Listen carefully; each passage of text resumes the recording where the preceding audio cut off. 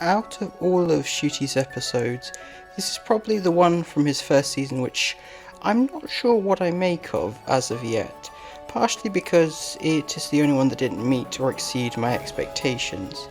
Now that's not to say that The Devil's Chord is a bad story, because it's not what I was expecting.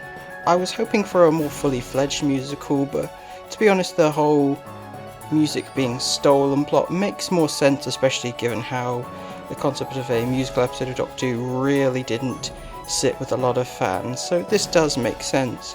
And there is admittedly a lot to enjoy about it, most notably of course Jinx Monsoon as the insanely entertaining maestro, and I like some elements of how it uses meta humour, as well as meta in terms of horror, which is quite fun. I like the Doctor's non-diegetic music joke, that's really witty. With that being said though, my biggest issue with this episode is probably its ending being a bit anticlimactic. When you compare it to some of the elements that occur earlier in the story, it falls a bit flat. Like, I feel Ruby's song on the rooftop is more emotionally satisfying, and I feel the Doctor using the sonic to take away all sound is more intense and creative of a way to combat Maestro.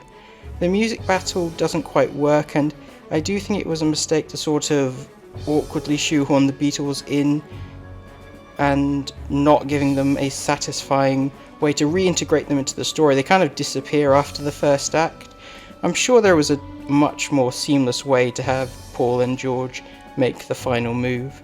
And as for the musical number at the end itself, I get why it's there, considering that the theme of the story is how important music is and how worse the world would be off without it, so naturally you want to end the story celebrating it with a big musical number to show how great it is.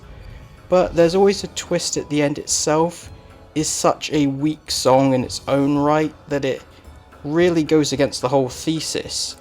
More work needed to go into that song in my opinion, as it left the story on a bit of a damper note, which is a shame because it is so much better than I give it credit for.